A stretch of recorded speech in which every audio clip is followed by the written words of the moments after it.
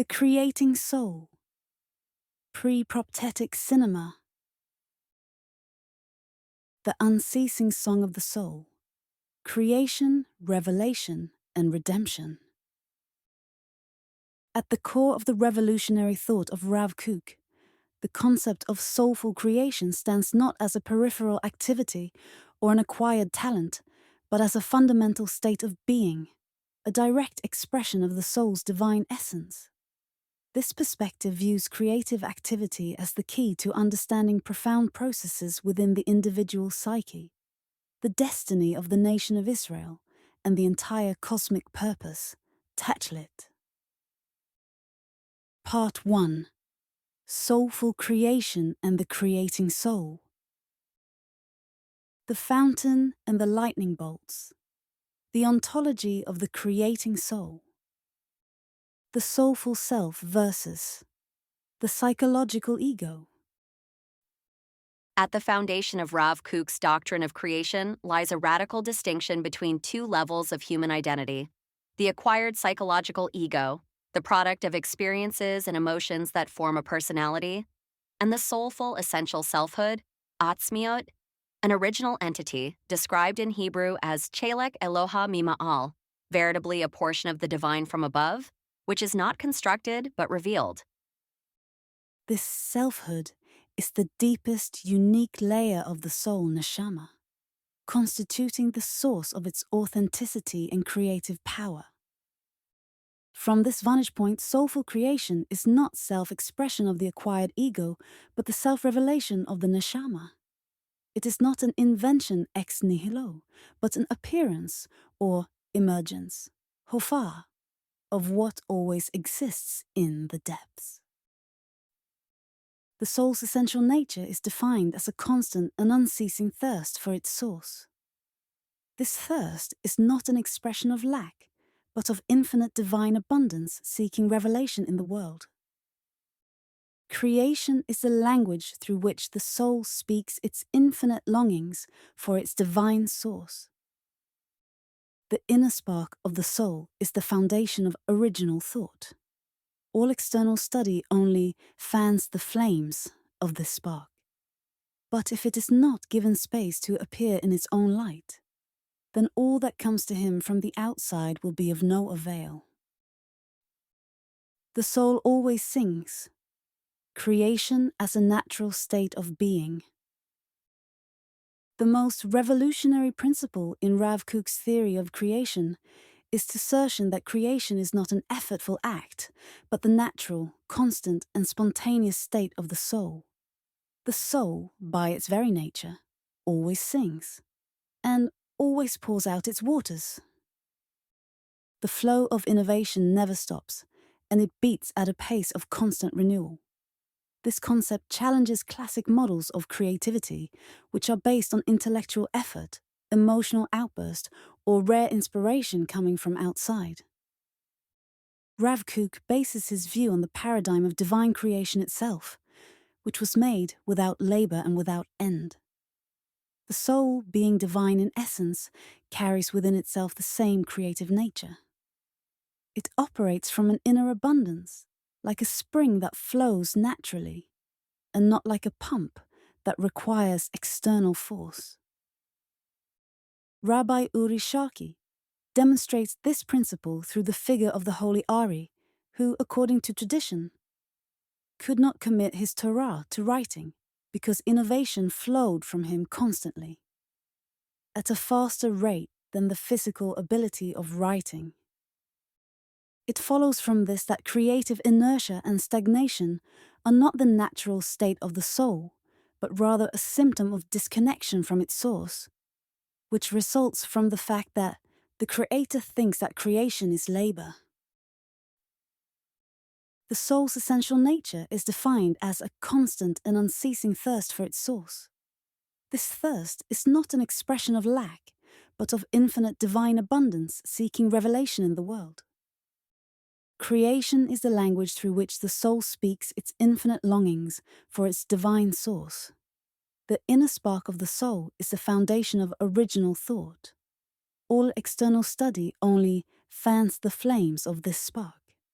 But if it is not given space to appear in its own light, then all that comes to him from the outside will be of no avail.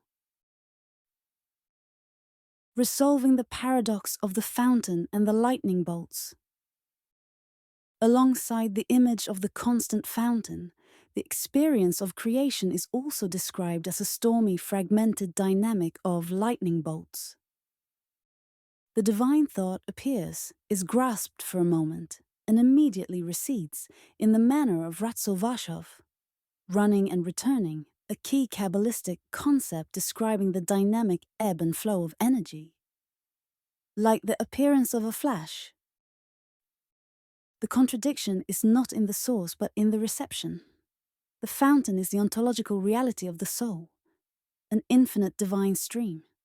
The lightning bolt is a phenomenological experience of the finite human consciousness encountering this stream. Consciousness, being limited, cannot contain the infinite continuously, and therefore perceives it as momentary flashes. The interruptions are necessary times of spiritual digestion. Inspiration does not arrive from outside. It is always present within.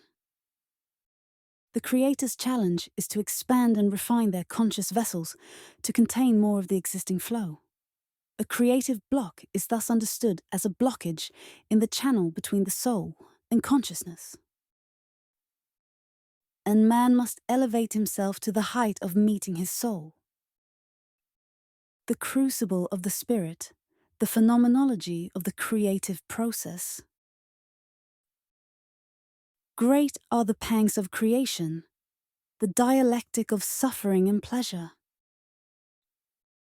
The creative process takes place within a crucible of struggle, described as a dialectic of intense suffering and supreme pleasure. The source of this pain, the pangs of creation, Yisharei Hayetzira, is metaphysical. It stems from the immense gap between the infinite divine light, seeking revelation, and the finite human vessels attempting to receive it. The pain is evidence of the magnitude of the encounter. The shattering of the vessels, Shevirat HaKelim, as a psycho-creative model. Rav Kook uses the Kabbalistic drama of Shevirat HaKelim, the shattering of the vessels, to describe a profound creative process. He describes the destruction of the ancient worlds residing entirely within the soul, that occurs before a higher revelation. Shevirat HaKelim is not a tragedy, but a necessary engine of development. It represents the inevitable failure of existing paradigms to contain a new abundance of light. Creative genius lies in the courage to allow the old structures to shatter when a higher light demands it.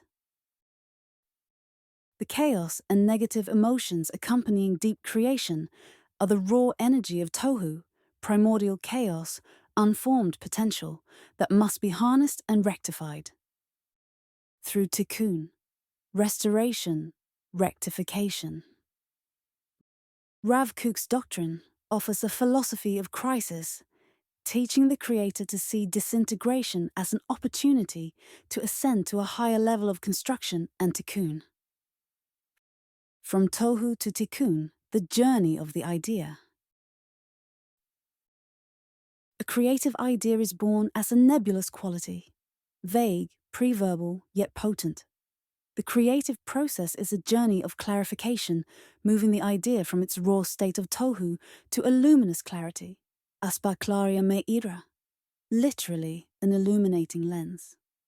This transition requires spiritual courage to confront the fear of tohu, the paralyzing fear of the unformed.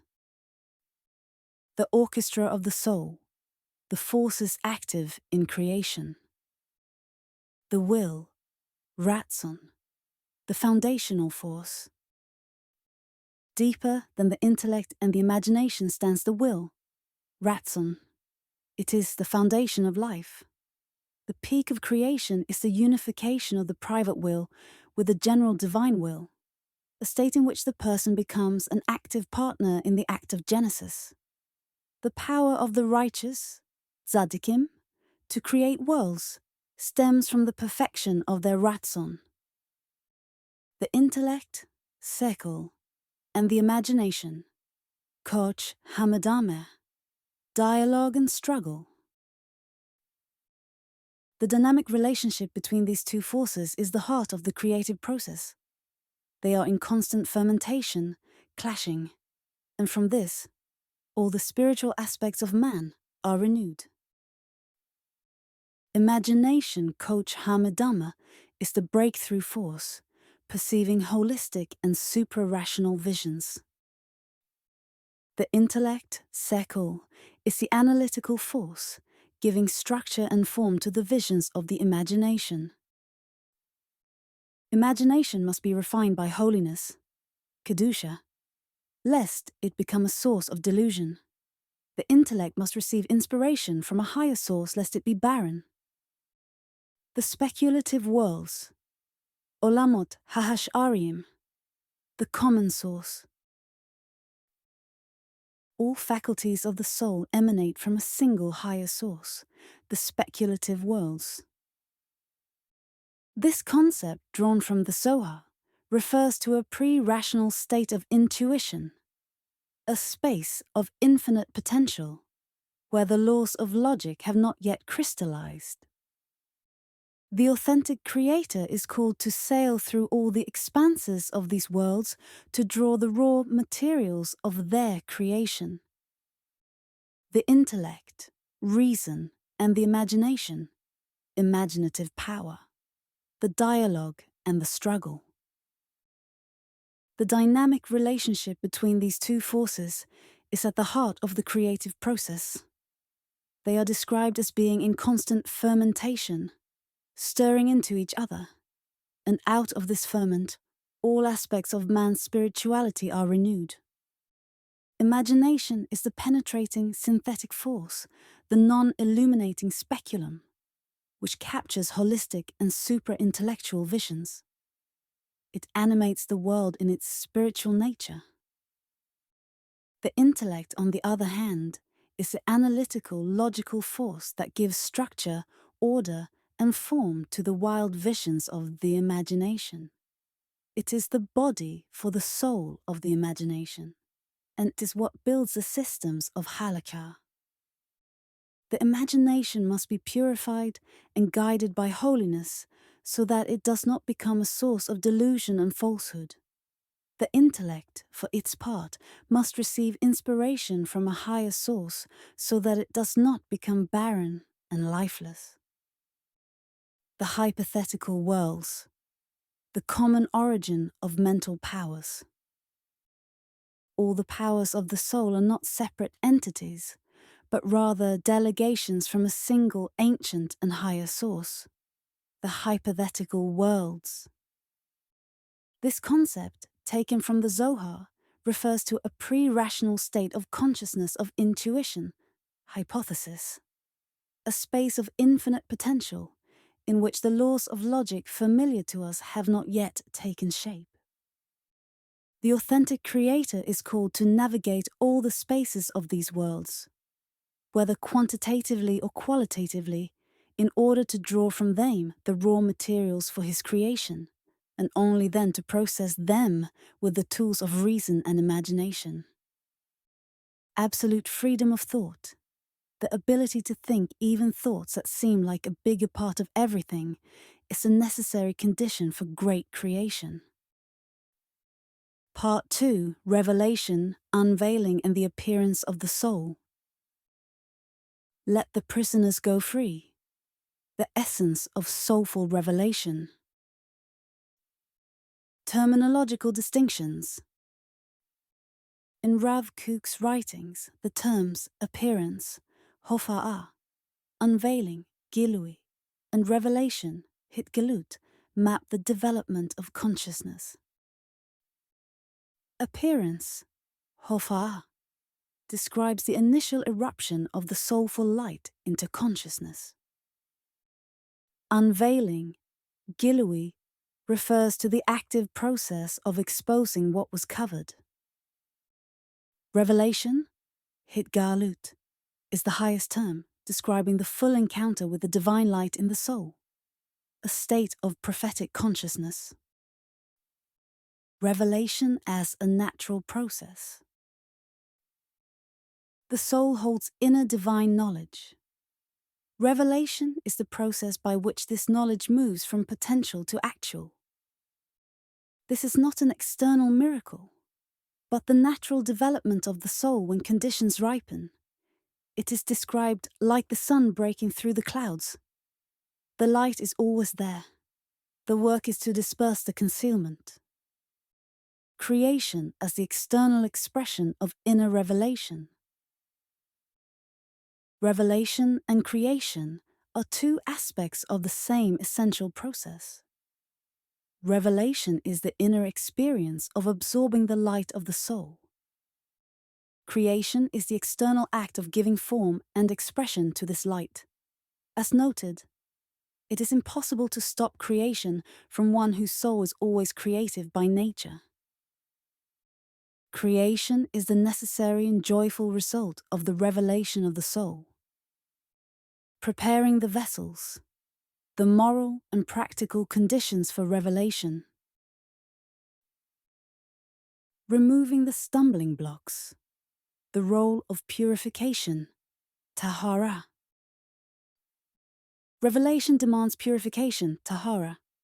The process begins when one clears the path before it from the stumbling blocks, which are the evil thoughts, the corrupted traits, and the flawed deeds. Purification enables the light to shine. It is an act of turning the soul into a transparent glass vessel. The glassy elevation of the soul enables it to unite with the interiority of all existence and be close to the illumination of Ruach HaKodesh. From the ladder upward, the degrees of soulful inspiration. From general appearance to Ruach HaKodesh, soulful inspiration develops in stages. It begins as a general soulful appearance. When this stabilizes, it becomes Ruach HaKodesh. Ruach HaKodesh, the spirit of holiness, divine inspiration, is a specific Hebrew concept denoting a high level of divine inspiration, distinct from general inspiration and below full prophecy, Nevuah. It is a stable state of elevated, divinely infused consciousness, allowing for the direct perception of divine truth, integrating intellect, imagination, and will. Ruach HaKodesh and prophecy, Nevuah. Ruach HaKodesh is the necessary preparation for the renewal of prophecy, Nevuah. Prophecy is the mature, explicit form of the creative potential inherent in the soul. Soulful creation is the process of training the psychic tools required for prophecy, foremost among them a refined and powerful imagination. The return of prophecy is a cultural project, requiring a society that sanctifies these faculties. There is a direct link between the halakhic act, observance of commandments, and the prophetic capacity. The commandments achieve purification. Purification enables revelation. Revelation is expressed in creation, and creation develops the tools for prophecy. The halakhic framework is the infrastructure that enables the highest creative freedom. Part 3. Conclusion. Vocation and redemption. Creation as a redemptive project. The redemption, Geula, of the individual, the nation, and the world. Creation as prophecy for the collective and the liberation of the soul. Every act of authentic creation is an act of redemption, Geula. On a personal level, the Creator redeems the parts of his soul from their exiles and says to the prisoners, "Go free." On a collective level, it is a kind of prophecy for the collective, the exposure of a facet of the nation's soul to itself. The unification of the holy, Kodesh, and the profane, Chol.